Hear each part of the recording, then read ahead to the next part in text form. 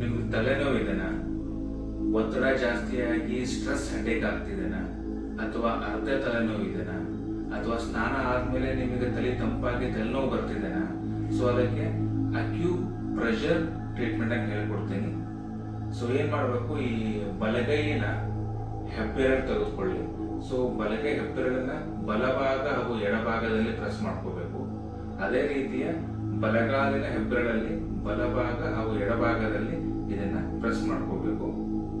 ಈ ರೀತಿಯಾಗಿ ತಲೆ ಅಂದ್ರೆ ಇಲ್ಲಿ ನಾವು ಶಂಕು ಪ್ರದೇಶ ಅಂತ ಕರಿತೀವಿ. ಸೊ ಈ ತಲೆ ಭಾಗದಲ್ಲಿ ಈ ಜಾಗದಲ್ಲಿ ಪ್ರೆಸ್ ಮಾಡ್ಕೊಳ್ಳಿ, ಹಾಗೂ ಈ ಭಾಗದಲ್ಲಿ ಎಡಭಾಗದಲ್ಲಿ ಪ್ರೆಸ್ ಮಾಡ್ಕೋಬೇಕು. ಸೊ ಈ ರೀತಿ ಮಾಡಿದ್ದೇ ಆದರೆ ನಿಮ್ಮ ತಲೆನೋವು 15 ನಿಮಿಷದಲ್ಲಿ ಸಂಪೂರ್ಣವಾಗಿ, ಇಲ್ಲ ಅಂದ್ರೆ 50% ನೋವು ಕಡಿಮೆ ಆಗುತ್ತೆ. ಹಾಗಿದ್ರೆ ನಿಮಗೆ ಬರೋ ತಲೆನೋವು ಯಾವುದು?